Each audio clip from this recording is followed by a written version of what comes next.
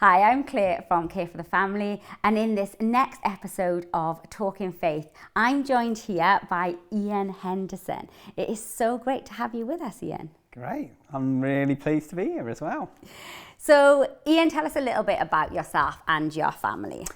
Sure. So, married with two daughters. So we've got an 18-year-old and a 14-year-old, and we live in Manchester. And that's us. Okay. And what work are you involved in then, Ian? So I lead something called the Naked Truth Project, which aims to open eyes and free lives from the damaging impact of pornography, which is always a bit of a conversation stopper or starter. Occasionally it gets people interested. And as you can imagine, I didn't sit down with my careers advisor when I was 14 and say, I'm going to start a porn project. But here I am running that. But yeah, that's what I do. So obviously in your role with Naked Truth, you do a lot of work trying to help parents to see the dangers in pornography and what to look out for and how to best support their children in that. I think we live in a very sexualized society, and just thinking about it, when it comes to nurturing faith alongside the risks and the dangers that are out there, you know, what are some of the core issues that parents need to be thinking about, even when their children are really young? Yeah. I think there's a few things here that I think are really important. One of the things I think we can do as parents, and particularly because then I think this would be true of all parents, whether they're, faith, no faith, whatever. Yes. But I think because we do kind of have the values that we have as Christians, I think this feels more important or more intense, is this idea of, how do we warn people? How do we warn our kids? And it's such a tricky thing, isn't it? Because what we can do is we can kind of lean into, this is bad. And there's truth in that. There is without question, there's a damaging impact to a lot of the stuff that exists online, for example, not just pornography, but just some of the other stuff as well.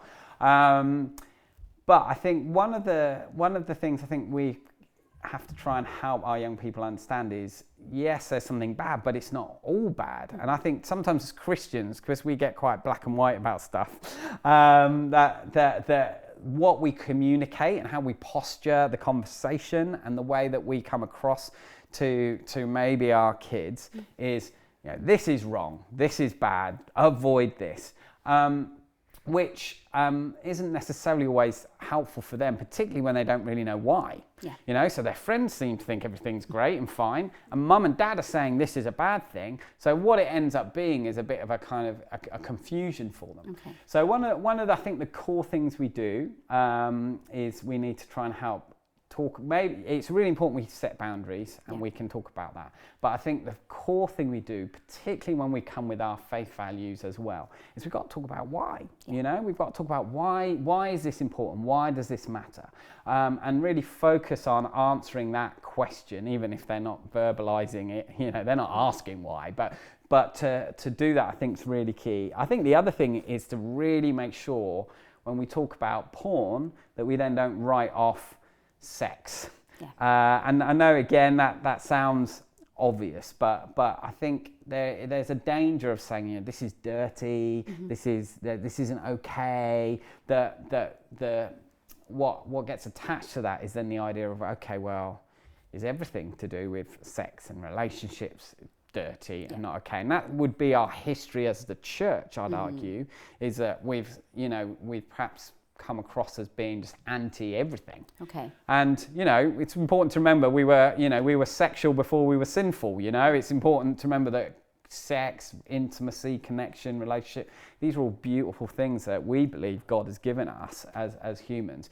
Yes, there's a context for those things in committed relationship like marriage, but they are beautiful things. And when we live in a sexualized society where it's everywhere and it's normalized, our kind of jerk response can be, well, that's terrible, look at that, that's bad.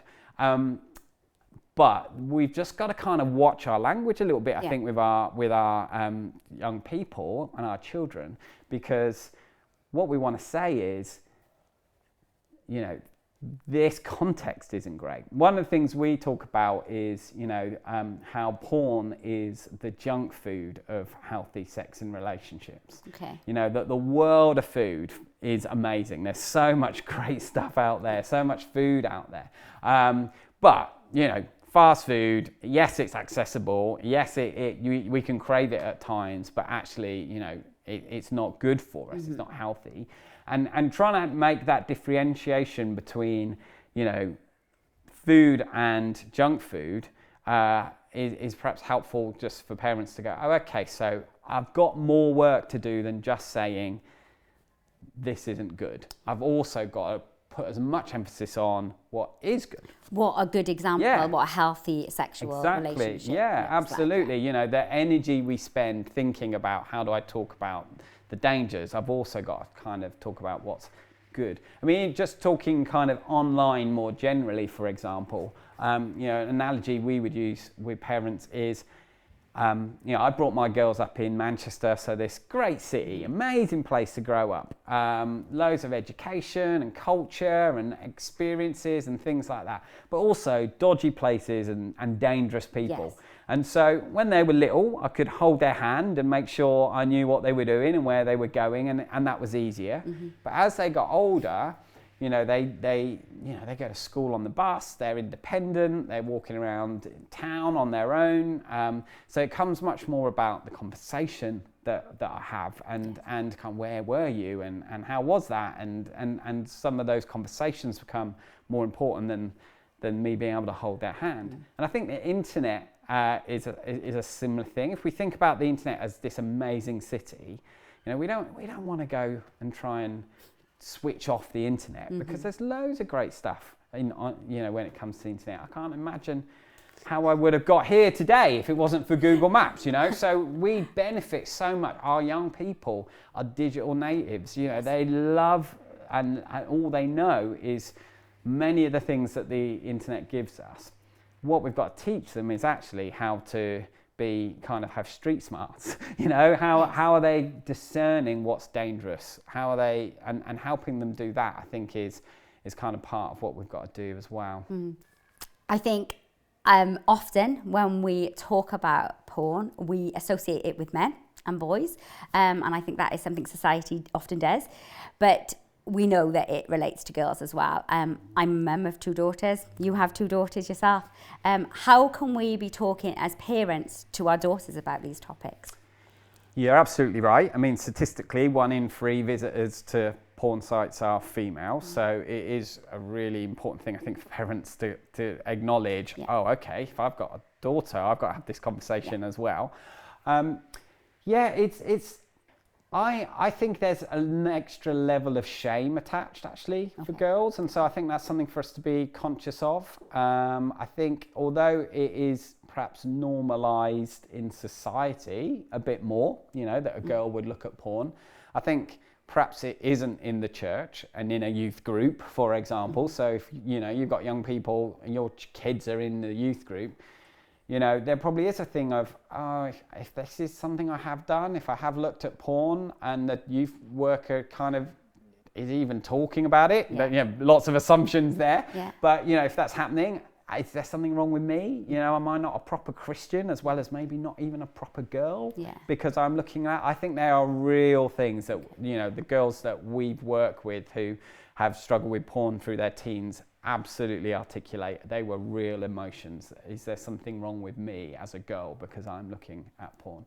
So I think recognizing that you kind of want to acknowledge this could be something that you've been exposed to. This could be something you've looked at or saw out even, and that just kind of not normalize it in the sense of making it okay, but to acknowledge it, I think is an important thing to do with girls. And the other girls would have done that as well, so that they don't feel that they're on their own, maybe. Yeah, that's right, exactly. And I think another helpful way to do that is, or sometimes just to talk about, a broader thing of, their friends, for example. And they kind of know what you're doing, but they probably appreciate the fact that if you say, I don't know, you could be saying, oh, I was watching something, or I read something about girls having access to pornography or looking at pornography. And, do you think that's something your friends are doing? Okay. It's just a slightly easier way, but again, you can then at least have that conversation. The other thing I think that is maybe more unique for girls is, the issue of pornography. It impacts us in lots of different ways. We scientifically we understand that it impacts, our health in terms of addiction, and neuroscience is showing us that it can create addiction.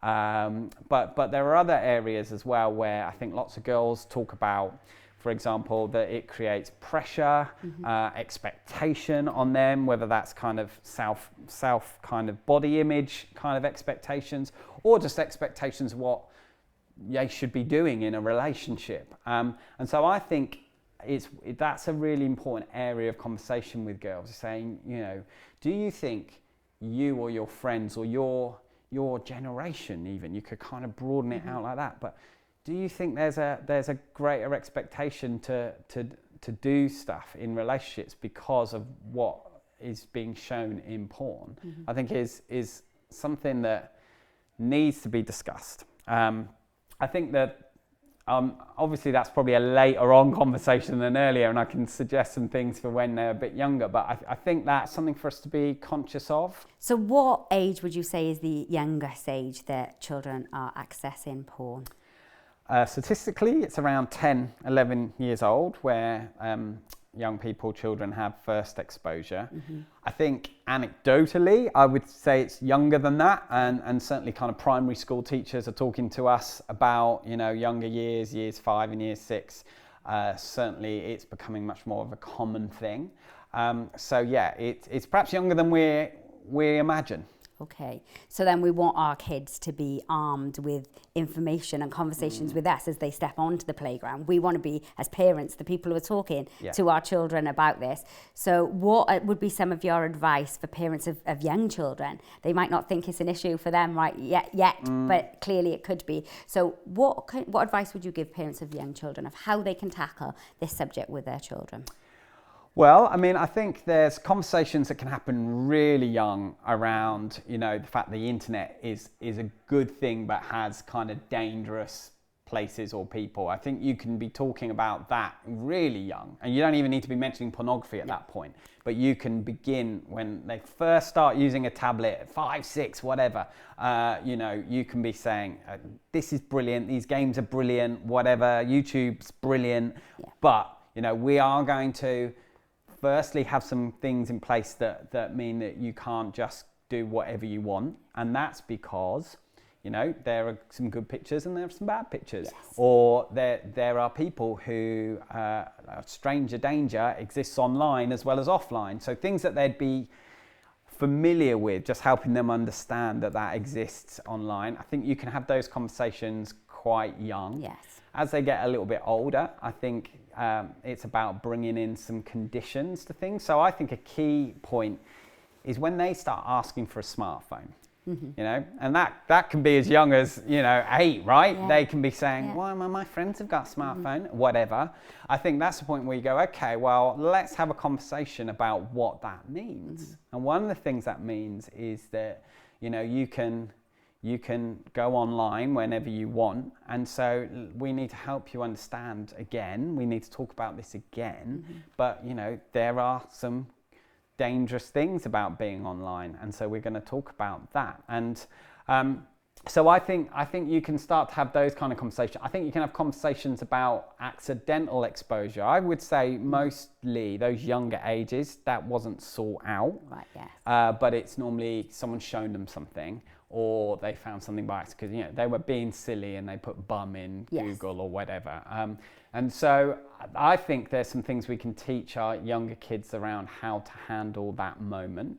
For example, there's something called the 3 T's, where if you see something, so you could be saying to a 9-year-old, if you see something online and it feels a bit icky, or it feels a bit then remember the 3 T's. So the first T is to turn it off. The second T is to turn away, put the phone or tablet down, or walk out of the room the computer's in. And then the third one is to tell me, and you won't get in trouble. I promise you don't get in trouble if you come and talk to me about this. We just want to keep you safe.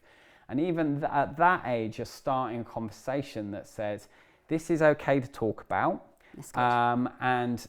And I think most of the people I know who struggle with porn as adults is because they saw something when they were 10 or 8, and in their house no one would talk about something like that. And so they hid it and they pushed it down emotionally and everything else, and things grew from there. So even opening up conversation about, maybe you've never seen anything yet, but we want you to know what to do if you do, I think is really helpful. And I think the final thing is, obviously lots of parents worry about, well, if I start talking about this, will it make them curious about it? First thing I would say is, you know, you are probably going to be surprised to hear that, like, so one survey asked a load of parents about, do you think your children have ever seen anything on porn? And, you know, I don't know, sort of, can't quite remember the stats, but say 60% said, no, not my Johnny, not my Jenny, you know. And then they asked the children, those parents, have you seen anything? And, you know, it was obviously their parents had no idea. And I think we like to think that is not happening, but I think just because of the nature of school playgrounds, as you mentioned in the question, I think we need to assume potentially that it could be, that they're being told about something, or at least shown something, even if they're not actively looking at something at home. And so I think, I would just encourage parents not to worry too much about not talking about it. I think you probably want to be leaning now towards, let's have an age appropriate conversation. But I think, the curiosity thing, I hear a lot, but actually I think often that's not the case. I think it's probably more important that you're involved in the conversation because their friends are. And as they get older, then as parents, how do we best disciple our children and help our children to make wise decisions on the things that they might be exposed to? You know, I think trying to teach our older teens to question and critique their assumptions and the culture and the assumptions of their culture, I think is something that is so important in this, and actually it holds them in good stead for all sorts of things in life. This isn't just this issue of pornography. Now, how do we teach our young people to be better rebels, you know, in terms of to question what they're being told, you know, what you know, their friends say, this is normal, what their you know, Instagram feed is saying is normal. I think one of the most important discipleship formational things that I've tried to do for my girls is to just teach them to say, but do you agree with that? do you think that's true? And why? Just to almost cause them to stop and consider before they consume, I think is such a valuable tool that we can give our younger people. And so I think that's such a key part of discipleship. And then the next bit, of course, is, well, if we think this is a lie, you know, whether that's, you know, the world, the flesh, or the devil lying to us about our identity, or about what sex is really like, or our self-image, or whatever, if we're identifying and questioning that might not be true, then what is true? And trying to teach our young people to recognize where lies are, but also to replace those lies with, you know, what, you know, we believe God is telling them, I think is a again, and that's, to begin with, you probably, you know, you have the conversation and you give them the answers, but hopefully over time it's a conversation they start to have internally with themselves. Give you an example. My older daughter is 18. I think she has deleted Instagram off her phone about 4 or 5 different times in the last sort of like 4 or 5 years. You know, there's a point where she starts to question it, where she's going, how? And it's because we've asked her the question, where we said, how do you think this is affecting your mental health and good. the way you see yourself? So when she's talked about, oh, I feel like, my body, I'm not happy with something, we've just asked the question, do you think social media is affecting how you're seeing yourself? What do you think? Do you think it is? And as she's begun to question, she's then made a decision to delete it. And then, 3 or 4 months later, she installs it again because she feels like, okay, I think I'm ready to. Yeah. Because again, we're trying to teach them, completely blocking everything out isn't always the way. It's learning how do you kind of curate what you have in your life. And so, that's kind of been an interesting cycle just to see for her of, okay, as a Christian, I'm applying certain questions to some of the things that I'm seeing, some of the things that the voices I'm hearing, and then what am I doing about that, and what truth do I know that I might be replacing that stuff with. So advice to parents then, if their child comes and says, I am struggling with porn, what would you, some little tips to give parents about what to do in that situation? Yeah, I mean, first thing I would say would be try your best to not get angry or be shocked or however you're feeling inside. I think it's probably one of those moments. We're people, not just parents, right? So sometimes we can't help it. Our emotions leak out and our kids see that. We know that's true. But this is probably one of those times where you want to be praying, Lord, just help me absorb a little bit, not just kind of, leak over them. Because I think they will be so sensitive, and the shame thing is so key here. So to be saying, thank you for telling me, that must have been such a difficult thing. I can't, imagine how hard that was for you. I'd love us to try and find some ways in which we can get you some support and help. There's certainly, some places I would recommend a couple of websites, for example. There's a website called Fight the New Drug that has a lot of good education for teenagers and perhaps for parents in terms of understanding why porn is harmful, and that's really good. But they also have a kind of like an app or a kind of, you can do it online as well through a browser, of just how to stop. And so there's some real practical steps and some things that you can watch. Now that's not a faith thing, and so you might want to engage in ongoing conversation, or you might want to say, listen, is there somebody you feel you could journey this with a little bit? Is it a trusted adult in your family? Is there a youth worker or whatever? You might not want to talk to me about this all the time, but how maybe I could approach them and ask them just to kind of connect with you and talk about that, because the idea of you starting that conversation might seem too scary. So as dad or mum, I can get that started for you. I can enable that to happen. And so I think, that's number one, is try not to be shocked or angry. Number two would be, I think, to say, look, it's okay. This isn't who you are. This is something that you've done or do, but this isn't who you are. This isn't your identity. And the lies that shame will be whispering in your ear is that there's something wrong with you. You're dirty. You're not good enough. That's not true. And so speaking that out, I think, is really important for them. And then thirdly, to be saying, I think there is help. There are some places you can get some help, and that might be a person, but also it might just be, an app or a website or something that they can go to as well. Okay. And obviously nakedtruth.com. Sure, nakedtruthproject.com. Yes, there's some things there that people will be able to find, absolutely. And that's great, Ian. It's so wonderful to listen to your wisdom today and just your advice for parents. So thank you for sharing and for being vulnerable in your own journey as a parent as well. So thanks very much. Thanks a lot.